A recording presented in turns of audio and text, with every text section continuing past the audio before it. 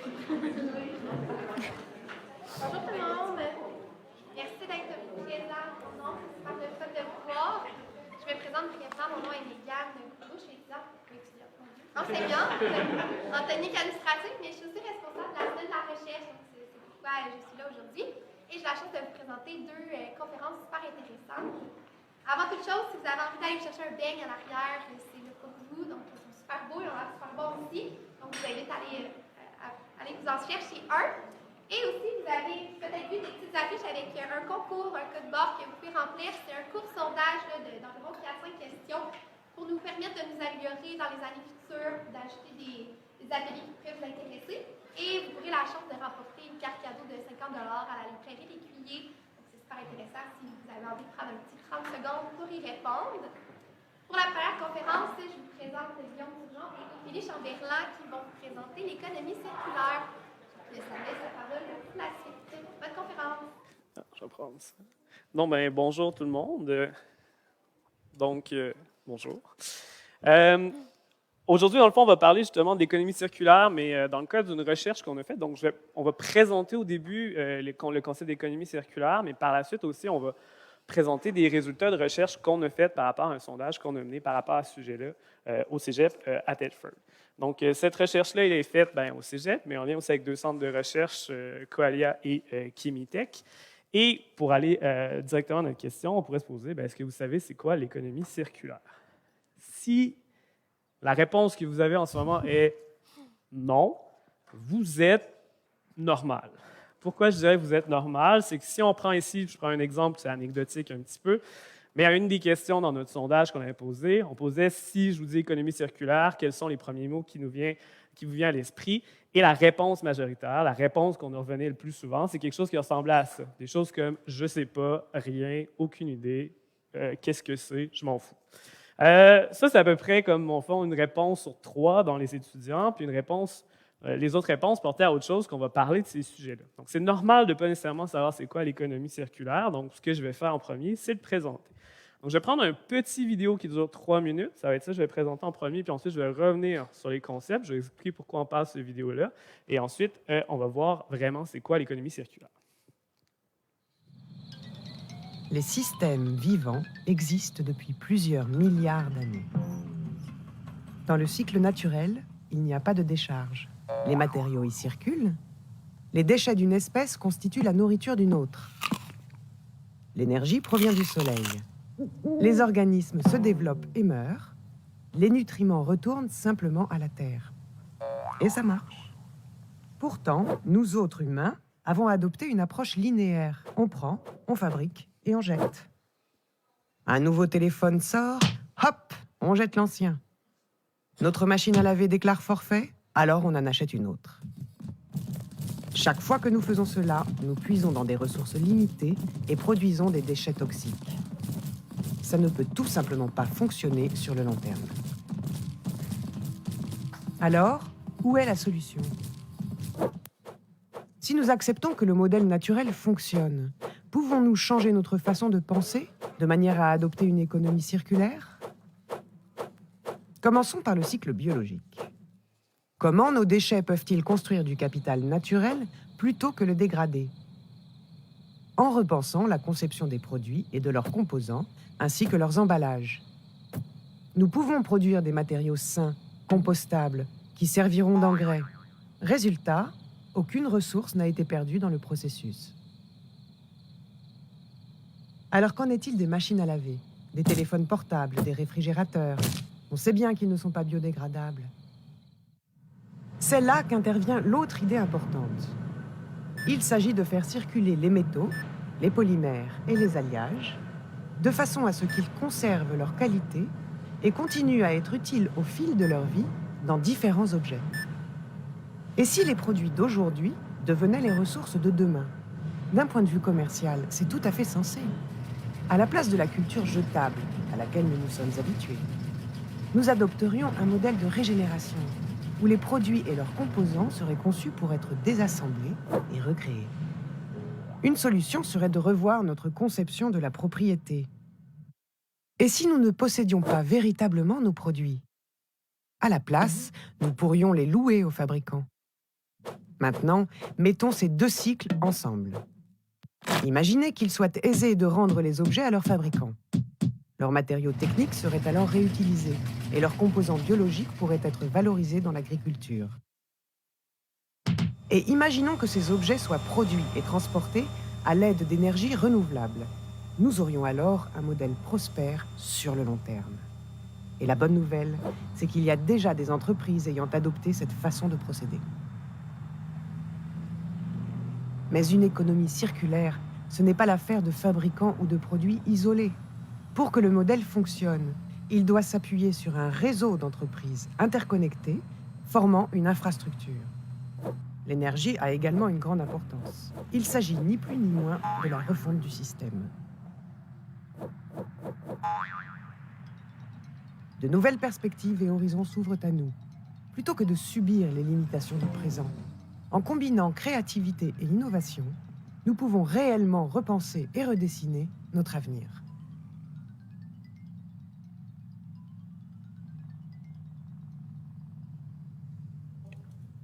Ça, c'est un court vidéo de la Fondation Ellen MacArthur, en fait, qui est une des fondations qui a ramené le concept de l'économie circulaire à l'avant. Ce n'est pas un concept qui est nouveau, qui date des années 70 environ, mais qui est beaucoup parlé depuis peut-être le milieu des années 2000.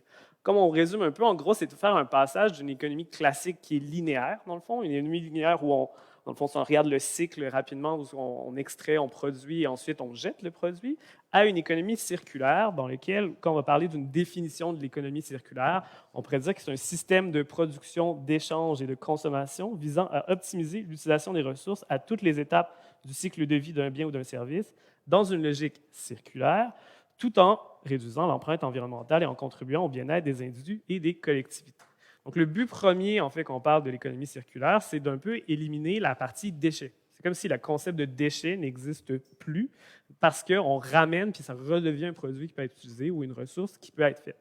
Donc, c'est un peu comme on disait dans la vidéo, c'est inspiré du système biologique où les choses vont exister, vont avoir un cycle et vont retourner et on va être réutilisé. Donc, c'est de s'inspirer de ce modèle-là et de l'amener à l'ensemble du domaine économique, la production manufacturière, la consommation, mais ça implique des choses dans tous les aspects. Okay? Donc, ce n'est pas juste la production, c'est aussi la consommation, c'est aussi les modes de vie. L'économie circulaire, si on parle de stratégie de circularité, bien, il y a plein de choses différentes qui peuvent être faites pour augmenter ça.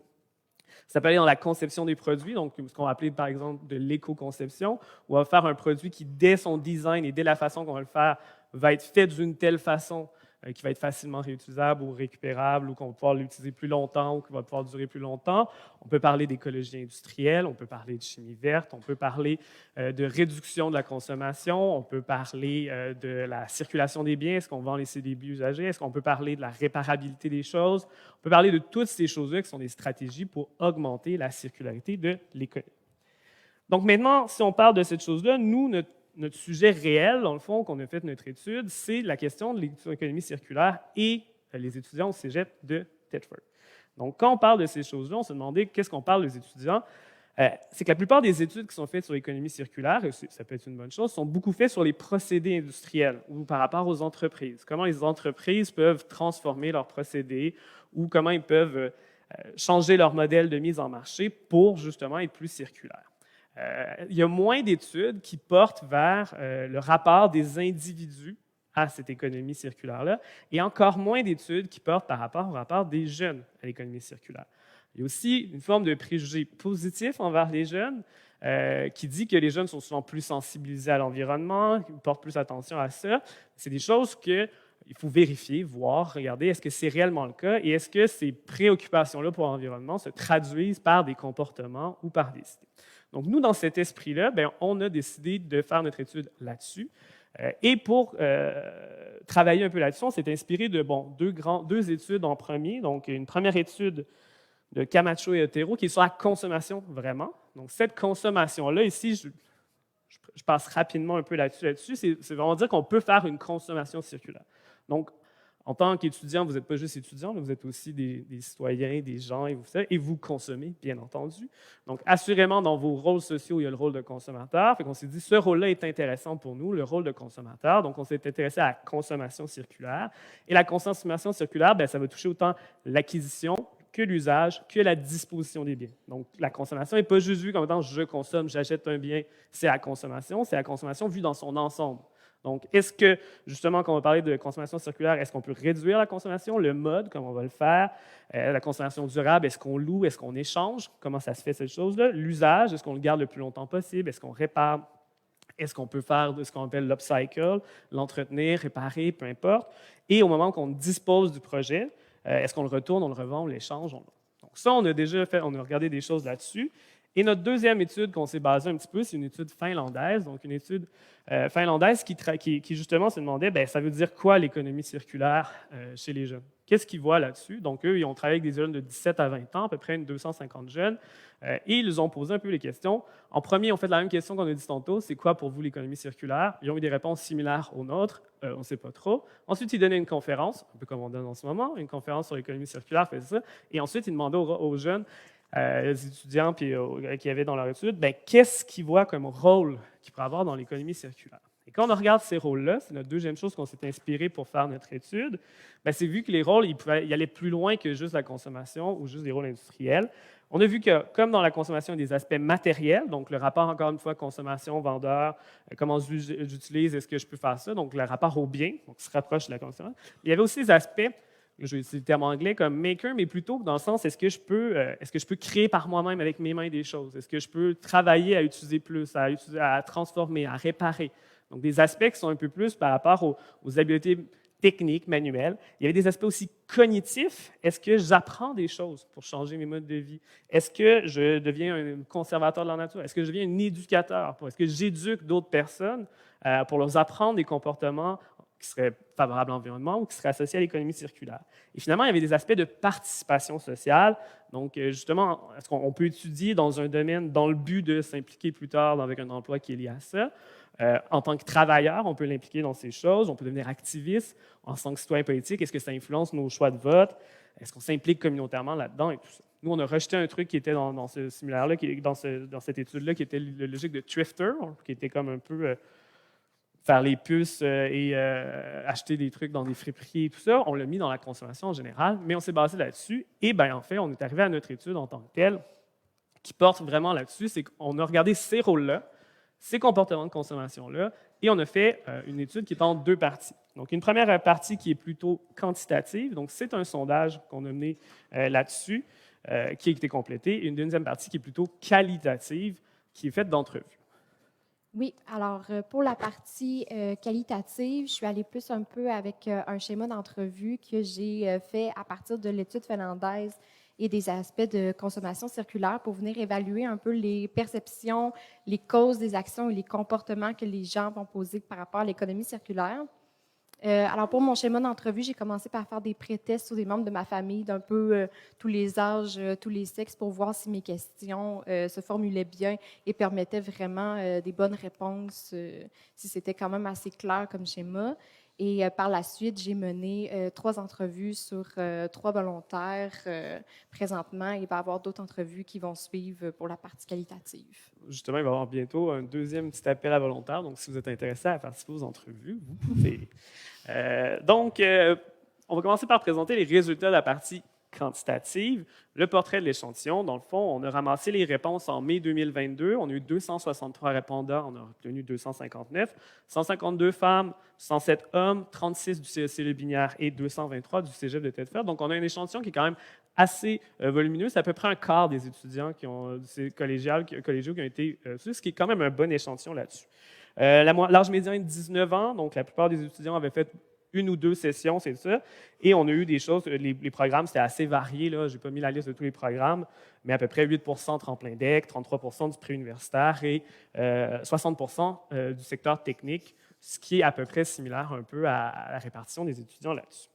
Donc, nos premières questions portaient par rapport à quelque chose que vous avez peut-être déjà entendu, donc les 5 R qui sont refuser, réduire, réutiliser, recycler et composter. Ce n'est pas un R composter, mais on pourrait dire rendre à la terre. Ça vient de l'anglais. En anglais, c'est rot. Donc, c'est pour ça que c'est mis là-dessus. Et on a regardé quels sont les comportements là-dessus. Donc là, on tombe vraiment dans nos résultats en tant que tels. Là, malheureusement, je pense que sur la télé, vous n'allez peut-être pas très bien voir les pourcentages, mais je vais vous les dire un petit peu. On a regardé des comportements très classiques qu'on entend souvent parler, par exemple sur l'eau du robinet ou l'eau embouteillée. Donc, l'eau embouteillée, on dit à peu près 80% des étudiants vont utiliser de l'eau du robinet généralement. Au cégep, ça tombe à 70%. Et pour des choses comme les sacs réutilisables, 70 à 75% des étudiants vont utiliser la majorité du temps des sacs réutilisables. Et pour ce genre de comportement-là, ça correspond à des comportements associés à l'économie circulaire. Mais, petit hic, quand on regarde des comportements qu'on pourrait dire qui sont nouveaux pour des étudiants collégiaux, je dis nouveaux dans le sens que, par exemple, les tasses réutilisables, pas que les gens ne l'utilisent pas avant, mais la consommation de café, la consommation de thé, ça l'augmente grandement vers la fin du secondaire, début du cégep et à l'université. Mais la tasse réutilisable, c'est la réponse la plus fréquente, c'est jamais. Donc 35% des étudiants vont l'utiliser jamais et qui vont l'utiliser toujours, presque toujours, c'est seulement 9%. Fait que des comportements nouveaux, des fois, ne sont pas acquis directement. D'autres qui, avant la bouteille d'eau, oui, mais la tasse, non. C'est la même chose pour l'option pour emporter à la cafétéria. Donc ici, chez les usagers de la cafétéria, c'est 44% qui vont presque toujours choisir d'utiliser le truc pour emporter qui crée un déchet, au lieu d'utiliser les services, et qui vont l'utiliser jamais, c'est seulement 10%. Donc, c'est ça qu'on parlait justement des trucs de refuser, d'éviter de consommer certaines choses, on voit que les comportements sont là-dessus. Mais sur d'autres aspects, par rapport, par exemple, à la réparation, ça, on voit que les étudiants, ils portent, ça, c'est des choses qui vont porter une grande attention. Donc, quand ça brise la première option, environ 48% des gens, 50% vont dire « ma première option, c'est je le fais réparer ». Et ça se prouve un petit peu là-dessus, parce que quand on regarde si les gens avaient fait réparer un objet autre qu'une auto dans la dernière année, c'est 64% des gens qui l'ont fait. Donc, c'est vraiment un comportement qu'on voit. Et pour 85% des étudiants, c'était important d'être capable de réparer leurs biens. Donc, ça, c'est quelque chose qu'on voit qui est, par rapport à la population québécoise en général, qui est plus élevé. Et la capacité des étudiants, il se dit assez bien, assez une bonne capacité. Si on regarde ici là-dessus, sur une échelle de 1 à 10, c'est quoi qui est évalué comme leur capacité à réparer? On voit qu'il y a une majorité qui est vers 5, 6, 7, 8 sur 10 qui se mettaient là-dessus. Donc, ils vont chercher quand même des bonnes habiletés par rapport à ça. Quand on parle de la disposition des biens, donc on disait justement dans notre cycle de consommation, on disait qu'est-ce que vous faites avec un bien quand vous n'en avez plus besoin? La première option, c'est le don. La deuxième option, ce sera la revente. Et la troisième option, c'est l'entreposage. Donc, encore une fois, ceci, c'est des comportements qui sont associés, qui sont positifs là-dessus. Et encore une fois, si on regarde par les comportements concrets, pour l'achat usagé, 73% des gens avaient fait un achat usagé dans les 12 derniers mois, 50% avaient fait une vente usagée et 80% avaient fait un don. Donc, les priorités qui sont dites par les étudiants sont concrétisées par vraiment des comportements qui ont été faits, qu'on peut regarder là-dessus. J'arrive au recyclage. Donc, quand on va parler je présente un peu rapidement ceux-là pour faire un peu un tour de la situation. Quand on regarde le recyclage, lorsque vous êtes à la maison au cégep, est-ce que vous dites que vous recyclez toujours souvent? Le toujours, c'est 62% qui vont recycler toujours quand ils sont chez eux. Et quand c'est au cégep, c'est seulement 43%. Et ça, c'est en bas de la moyenne québécoise. Donc, la moyenne québécoise, elle est à 74% qui dit qu'ils recyclent systématiquement tout. Ce n'est pas une caractéristique propre du cégep de Thetford. Ça, c'en est des choses qu'on disait. Des fois, on a des préjugés positifs envers les plus jeunes pour l'environnement. Les gens qui recyclent le plus, selon les données actuelles, c'est les gens plus âgés. Donc, le groupe qui est qui recycle le plus, c'est les 55 ans et plus. Et les jeunes, tendance à moins recycler que les personnes plus âgées. Ils portent moins attention à ça là-dessus. Donc, ça, c'est à voir les choses qu'on dirait dessus. Les gens considèrent que c'est quand même relativement facile à faire. Donc, 90% qui disent que c'est très facile ou assez facile, autant chez eux qu'au cégep. Mais quand on regarde aussi la dernière chose par rapport à ça, là, il y a une erreur sur un tableau. Ce n'est pas le bon tableau qui est présenté, mais ce n'est pas grave. Je vais vous l'expliquer vite. Est-ce que le recyclage, c'est important ou utile? 65% disent que c'est le cas. Mais s'ils voient quelqu'un qui ne recycle pas, est-ce qu'ils vont essayer de faire changer le comportement? Pas vraiment. Donc, 17% vont dire oui, je vais essayer vraiment de faire changer le comportement de la personne. Donc, ils considèrent ça important, mais pas assez pour dire j'essaie de convaincre les autres de faire pareil. Et là, c'est le tableau en bas qui ne fonctionne pas, ce n'est pas les bonnes données là-dessus. Mais dans les freins au recyclage, il y a environ 45% des gens qui ne croient pas que les choses qu'on recycle sont réellement recyclées. Donc ça, c'est un frein classique. On va dire, les gens disent pourquoi je recyclerais? Systématiquement, de toute façon, les choses ne seront pas recyclées par la suite. Donc ça, c'est un problème de perception qu'on va voir des organismes comme Recycle Québec qui vont vouloir travailler là-dessus. Donc, on voit, je vais passer rapidement un peu parce que je veux finir là-dessus, puis je veux te laisser un peu de temps aussi. Si on voit sur le compost, le compost, c'est encore moins présent chez les étudiants. Donc, on va chercher seulement 22% qui vont composter toujours. et 16 qui vont composter souvent, encore moins quand c'est au cégep, dans ce cas-là aussi. Et quand on parle, dans le fond, la facilité, ben, c'est considéré tout ça. Et pour montrer un peu le peu d'intérêt pour le compostage, à la question, est-ce que dans votre ville ou à l'endroit que vous vivez, il y a un système de compostage? Bien, il y en avait 1 qui ne savaient pas s'il y avait du compost dans la ville où ils vivaient ou non. Donc, on voit que c'est quand même un sujet qui est moins présenté. Donc, ça faisait un petit peu le tour de la section des 5 heures. Puis là, je vais passer un peu plus sur d'autres choses rapidement. Ouais, je m'excuse là-dessus. Là. Est-ce que vous cherchez à en prendre plus sur les questions environnementales? Oui, 67 %. Donc, ça, c'est un très bon truc. Et est-ce que vous considérez bien informé sur les sujets? Bien, sur les changements climatiques, les gens se considèrent assez bien informés dans une majorité. Mais des thématiques autres, comme l'économie circulaire, comme la chimie verte, comme l'économie collaborative, bien, c'est environ 15-20 % des gens qui se considèrent assez bien informés là-dessus. Et ça, c'est là peut-être ici qu'on peut voir que le cégep, la formation collégiale aurait peut-être des choses à regarder, à voir, à observer par rapport à ces manquements, parce que si on regarde, est-ce que vous en avez entendu parler de ces sujets-là pendant votre formation collégiale? Bien, les changements climatiques, oui quand même, mais si vous voyez à peu près ici, donc c'est 50-50 qui en ont entendu parler pendant leur truc, mais les autres thématiques, c'est juste 10 à 15 % des gens qui en ont entendu parler. Donc le cégep, si on pourrait prendre un mea culpa là-dessus, doit s'impliquer là-dessus. Mais, là, il va falloir que je passe très, très rapidement, parce qu'on veut passer à la partie qualitative. Les jeunes continuent à essayer d'apprendre des nouvelles choses, donc cuisiner davantage, faire des choses. Donc vraiment, l'idée d'apprendre des choses, ça, c'est très, très présent. Donc apprendre à faire des choses, apprendre à faire réparer, utiliser des trucs comme ça, c'est très présent. C'est qui a le plus d'influence? Bien, c'est souvent vu comme étant les individus, donc ils pensent que c'est les individus qui est important. Ils sont aussi très préoccupés par les questions, mais là, c'est là notre dernière petite chose qui est un peu contradictoire. Donc, c'est très préoccupé par toutes ces choses-là, des hauts pourcentages de fortes préoccupations, 85 % de la population de l'eau, population de l'air. Mais quand on demande sur l'engagement, bien, les gens se disent très engagés, c'est 7 %. Donc, la plupart des gens sont plus ou moins engagés par rapport à ça.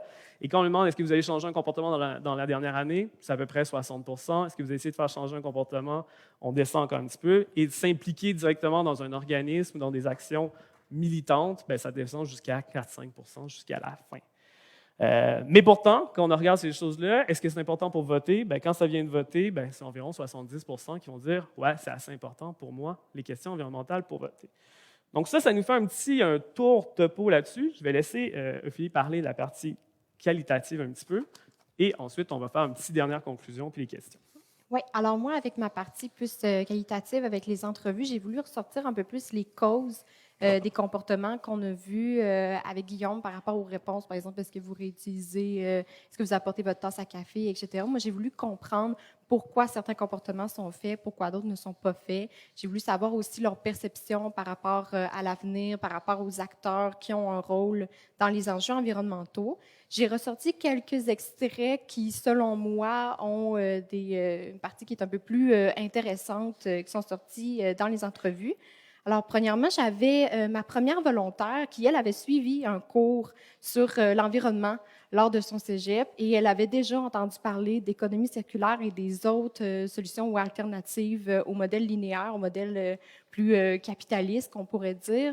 Et malgré ça, lorsque je lui ai demandé si l'économie circulaire pouvait être la solution, on sentait encore une hésitation, un petit peu, c'est une zone d'ombre. Malgré le fait d'être informée, de voir d'autres situations, elle me parlait que c'était plus une partie de la solution, qu'il n'y avait pas une meilleure solution plus que l'autre, mais que tout allait dans la même direction, mais qu'il fallait simplement trouver un peu plus un équilibre par rapport à ça. Mais elle n'est tout de même pas capable de me nommer une solution concrète. Et même si on a des cours, on sent quand même tout le temps un petit peu de doute par rapport à qu'est-ce qu'on peut faire pour contrer les enjeux environnementaux. Ensuite, avec ma deuxième volontaire, on a parlé beaucoup de plusieurs acteurs qui avaient un rôle à jouer dans les enjeux environnementaux. Elle a commencé par me nommer le rôle de l'éducation, où là, elle me donnait un exemple que, par exemple, en secondaire 1, elle n'était pas assez outillée pour comprendre des articles un petit peu plus environnementaux, pour comprendre les enjeux. Il y avait surtout une question d'actualité qui était donnée à l'école, mais elle n'avait pas les outils pour venir comprendre un article et savoir quoi faire par la suite. C'est vraiment plus avec les études supérieures qu'elle se sent beaucoup plus outillée à comprendre par elle-même un article, sans forcément avoir suivi de cours sur l'environnement, juste le fait de continuer ses études, lui donner un meilleur bagage pour comprendre des études, par exemple. Et ensuite de ça, elle m'avait parlé aussi de l'acteur plus du citoyen, de la responsabilité individuelle de chacun.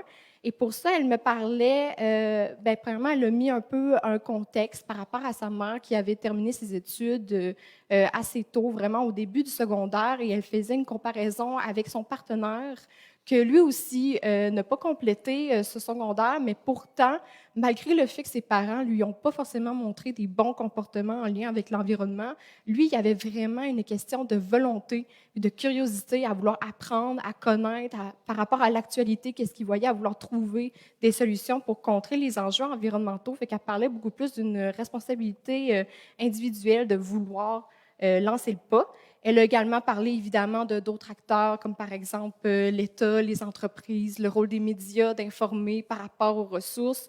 En fait, le concept de responsabilité collective est beaucoup sorti dans mes entrevues. Il est également sorti dans ma 3e entrevue. Souvent, les gens n'arrivent pas à nommer un acteur qui aurait plus d'influence. Ils parlent surtout d'un tout, que tout le monde, on devrait embarquer ensemble pour contrer les enjeux environnementaux. Avec ma 3e volontaire, ça a vraiment beaucoup guidé la conversation, cet effet-là de collectivité.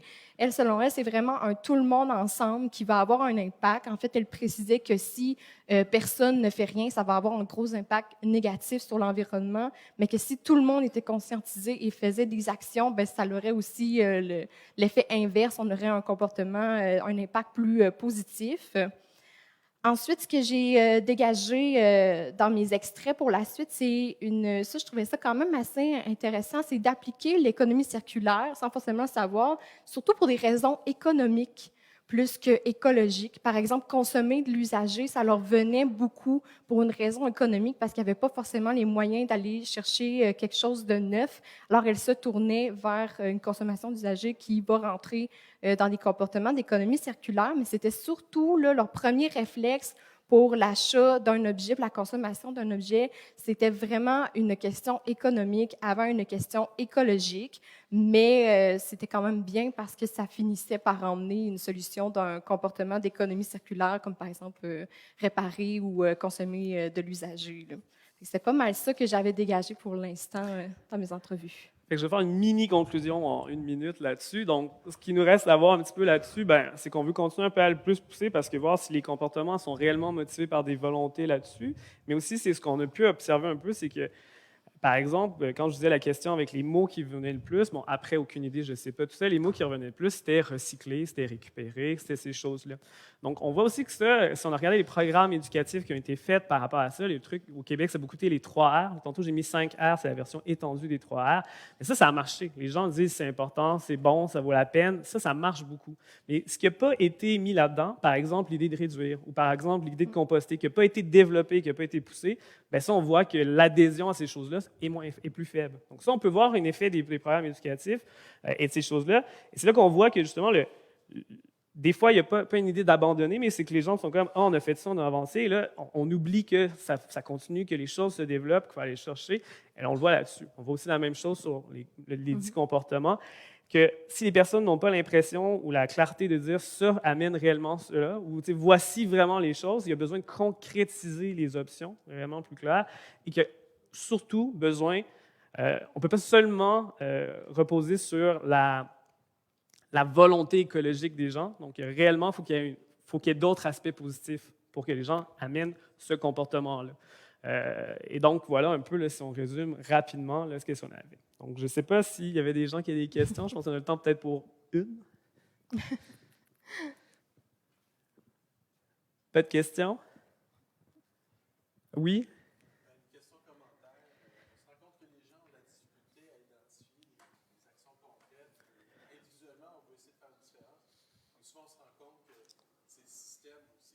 Oui. On ne favorise pas les bonnes solutions.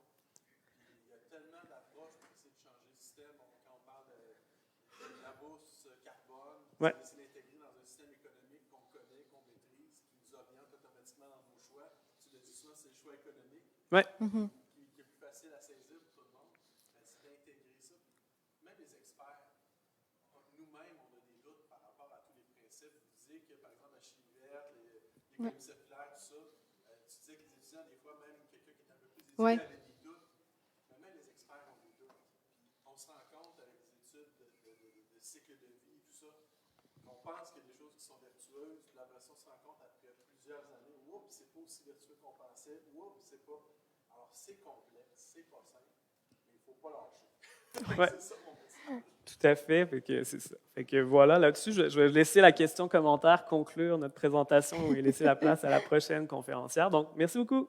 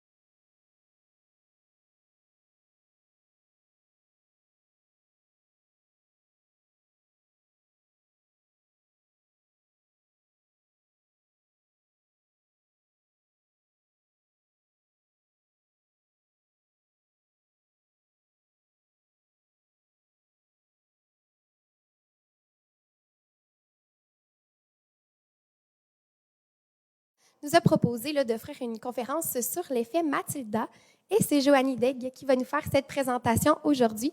Donc, je lui laisse la parole pour la conférence. Ça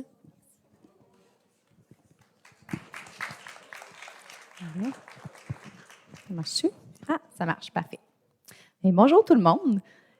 Aujourd'hui, je vais vous parler de l'effet Mathilda.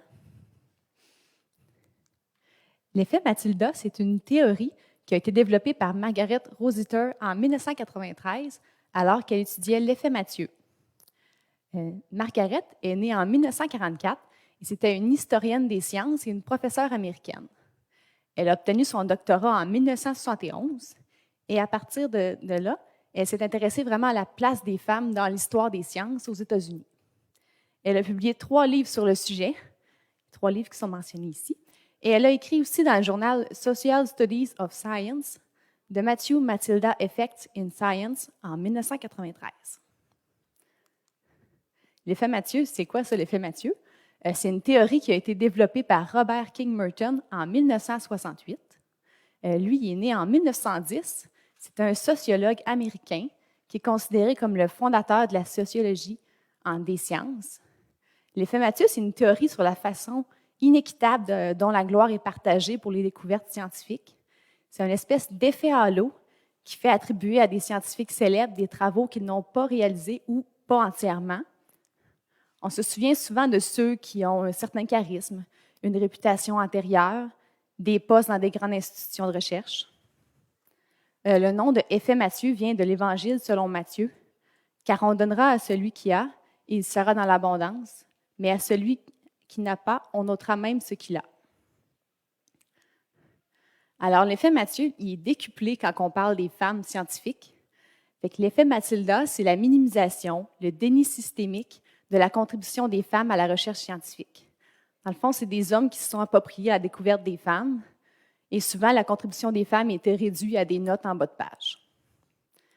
Ça s'applique pour les collaboratrices de recherche qui sont non mariées, mais ça paraît encore plus pour ceux qui sont des couples collaborateurs. Le mari reçoit systématiquement plus de crédit pour les découvertes qui sont communes. Ça a été nommé l'effet Matilda en l'honneur de Matilda Joslyn Gage, une militante féministe du 19e siècle qui avait remarqué qu'une minorité d'hommes avait tendance à s'accaparer la pensée intellectuelle des femmes. Au cours de ma présentation, je vais vous présenter des exemples de l'effet Matilda. Puis je vais vous parler souvent aussi de prix Nobel, donc je vais vous expliquer d'où ça vient, le prix Nobel.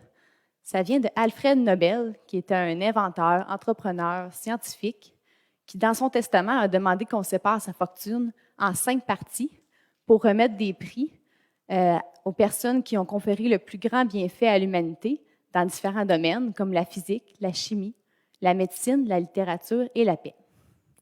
Les prix sont attribués annuellement depuis 1901. C'est l'un des prix les plus prestigieux qu'on peut recevoir.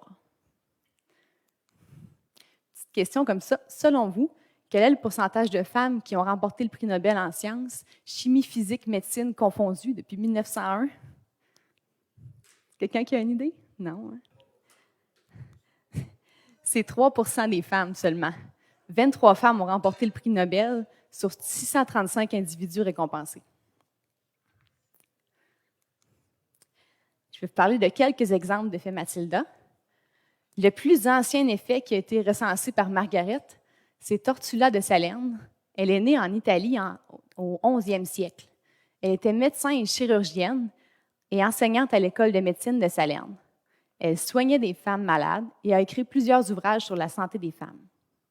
Elle est l'auteure de Le soin des maladies des femmes, un ouvrage de référence en gynécologie au Moyen Âge qui a été traduit dans plusieurs langues. Au 12e siècle, un moine a recopié son nom de façon erronée en lui donnant une forme masculine, supposant qu'une personne aussi accomplie ne pouvait être qu'un homme. Ces ouvrages ont été attribués à des hommes car il était impensable à l'époque qu'une femme puisse exercer une fonction aussi prestigieuse et enseigner à l'école de médecine de Salerne. Un deuxième cas, c'est Mary Henning. Elle est née dans une ville côtière d'Angleterre en 1799. Elle était chasseuse de fossiles et paléontologue. Lorsqu'elle était enfant, elle récoltait des fossiles sur les falaises avec son père pour les vendre à des riches touristes pour pouvoir faire vivre sa famille. C'était un travail qui était très dangereux parce qu'il pouvait y avoir des glissements de terrain causés par l'océan. À 11 ans, elle a repris l'entreprise familiale des fossiles au décès de son père. Puis à 12 ans, elle a découvert le premier squelette complet d'ichthyosaure, celui qu'on voit ici à droite. Elle a aussi découvert 2 squelettes d'une espèce qui était inconnue, appelée plésiosaure, une sorte de reptile marin. À l'époque, les gens croyaient que l'extinction des espèces était impossible. Cette dernière découverte a permis de prouver que l'extinction était possible, puisque cette espèce ne ressemble à aucun animal connu. Malgré ces découvertes majeures, il lui était interdit de les publier car elle était une femme.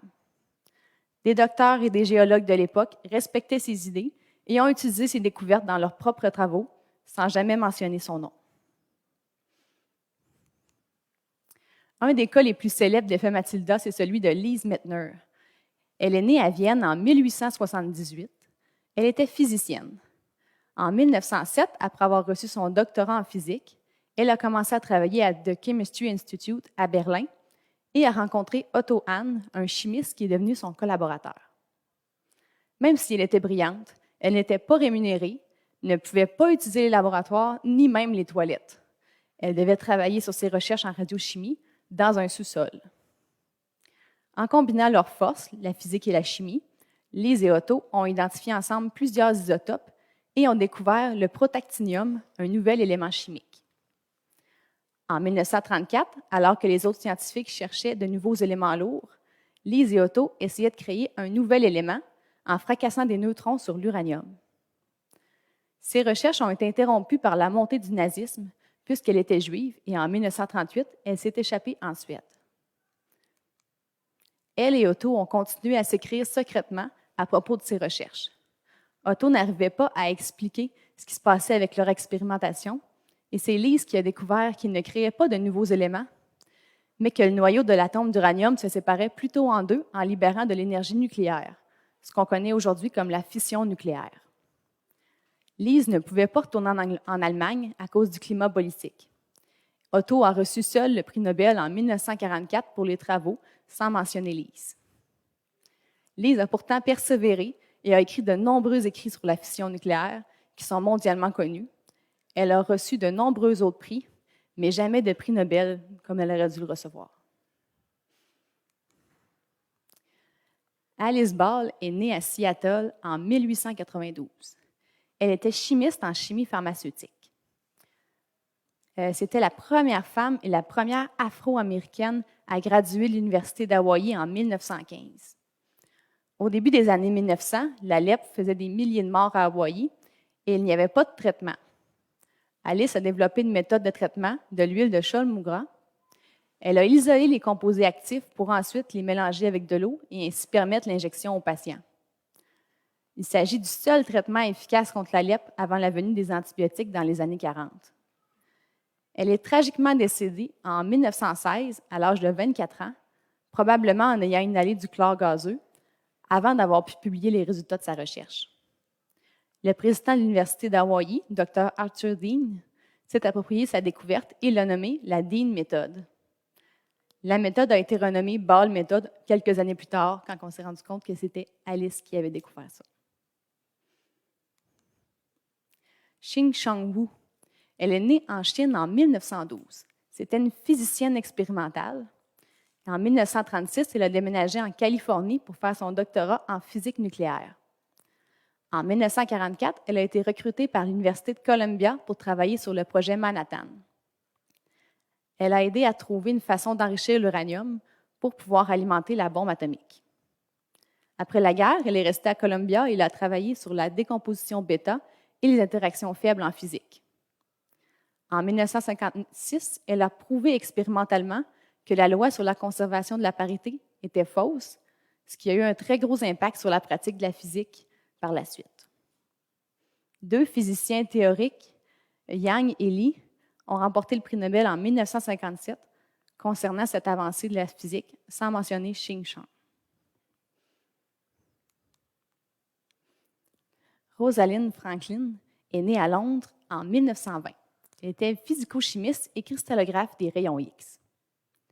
Elle a fait son doctorat en chimie physique à l'Université de Cambridge et elle a travaillé ensuite au Collège King de Londres sur des travaux portant sur la forme de l'ADN. Elle a passé des heures et des heures à observer des délicats brins d'ADN avec des rayons X. Et en 1951, elle a capturé la première photo qui prouve que l'ADN est une double hélice. James Watson et Francis Crick essayaient eux aussi de trouver la structure de l'ADN. Ils ont jeté un coup d'œil aux travaux de Rosalind sans sa permission, puis en 1953, ils ont publié ces photos de la double hélice comme si c'était leur découverte, sans jamais mentionner le travail de Rosalind. Rosalind est décédée en 1958 d'un cancer en phase terminale, probablement causé par la radiation auquel elle s'est exposée durant ses recherches. Watson et Crick ont reçu le prix Nobel en 1962 pour cette découverte. Esther Lederberg est née dans le Bronx en 1922 et était microbiologiste. Même si elle venait d'une famille très pauvre, elle s'est tracé un chemin jusqu'à l'Université de Stanford pour étudier la génétique. En 1946, elle a obtenu sa maîtrise et s'est mariée avec Joshua Lederberg, un biologiste moléculaire. Elle a ensuite réalisé son doctorat à l'Université du Wisconsin, où elle a continué à travailler avec Joshua sur les bactéries. En étudiant les bactéries E. coli, elle a découvert un nouveau type de bactériophage, un virus qui infecte et détruit les bactéries, appelé phage lambda. Elle a créé une nouvelle façon d'étudier les mutations des bactéries, le replica plating, et elle et Joshua ont découvert que les bactéries peuvent échanger des gènes sans reproduction, ce qu'on appelle aujourd'hui la conjugaison. En 1958, Joshua a reçu seul le prix Nobel pour leurs travaux. Dans son discours, il n'a même pas remercié Esther pour ses recherches. Le plus récent que j'ai, c'est le cas de Jocelyn Bell Burnell, née en Irlande en 1943 elle était astrophysicienne. Son parcours scolaire n'a pas été simple. Au secondaire, ses parents ont dû intervenir pour qu'elle puisse étudier en sciences. À l'Université de Glasgow, elle était la seule femme dans le département de physique. Ses collègues masculins n'étaient pas très gentils non plus. Malgré tout, elle a gradué avec mention en 1965. Elle a ensuite poursuivi son doctorat à l'Université de Cambridge, où elle a rejoint l'équipe de recherche d'Anthony Hewish. Durant ses études, elle a aidé à bâtir un grand télescope radio qui était destiné à étudier les quasars. Elle était aussi en charge d'interpréter les résultats, plus de 30 mètres de papier par jour. C'est en regardant les données à l'œil qu'elle a remarqué des anomalies qui ne correspondaient pas au schéma typique des quasars. Elle a fait part de ces anomalies à son directeur de thèse, Anthony Hewish, et ce dernier lui a dit de ne pas s'en occuper et de se concentrer sur les quasars. Jocelyn a décidé d'approfondir ses recherches sur ces anomalies contre la volonté de son directeur. Elle a alors découvert les pulsars, des étoiles à neutrons qui tournent très rapidement sur elles-mêmes en émettant un important rayonnement électromagnétique. En 1968, les résultats de ces recherches ont été publiés dans la revue Nature et le premier auteur était Anthony Hewish. Et en 1974, Hewish a reçu le prix Nobel de physique pour cette découverte. Ce ne sont que quelques exemples d'effets Matilda. Il y en a vraiment plusieurs d'autres. J'en ai choisi 8 parmi la vingtaine que j'ai étudiées. Heureusement, il y a des exceptions à l'effet Matilda. Par exemple, il y a Marie Curie, une physicienne et chimiste née en 1867, qui a reçu 2 prix Nobel au cours de sa carrière.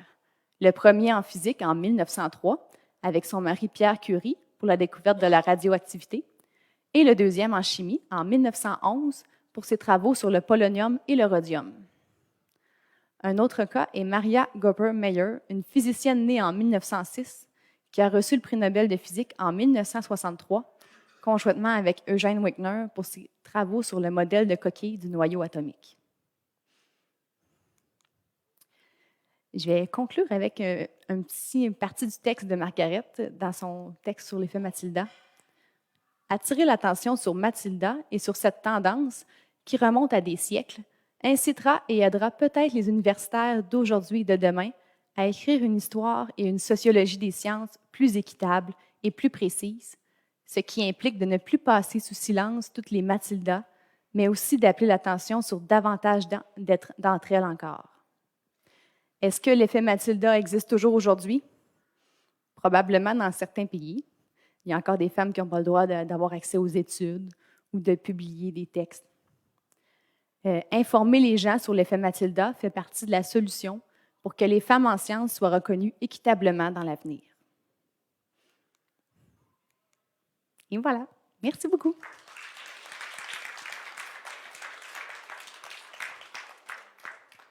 Est-ce qu'il y en a qui avaient des questions?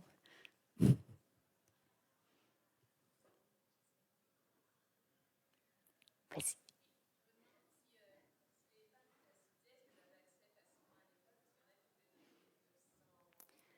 C'était pas mal généralisé que toutes les femmes devaient se battre pour étudier. Il y en a même, j'ai vu des cas que les femmes devaient se cacher derrière des paravents pour pouvoir étudier à l'université pour ne pas déranger les hommes à cette époque-là. Ils ont tous eu à se battre, dans le fond, pour aller à l'école. C'était vraiment pas acquis dans ces temps-là.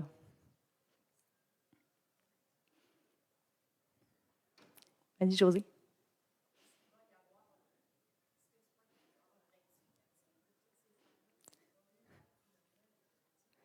Je pense pas qu'ils vont leur redonner parce que c'est des cas ça a été récent là, qui ont découvert qui avait réellement fait ces découvertes-là.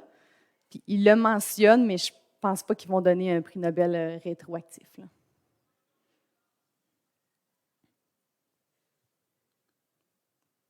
Parfait. Et merci beaucoup tout le monde.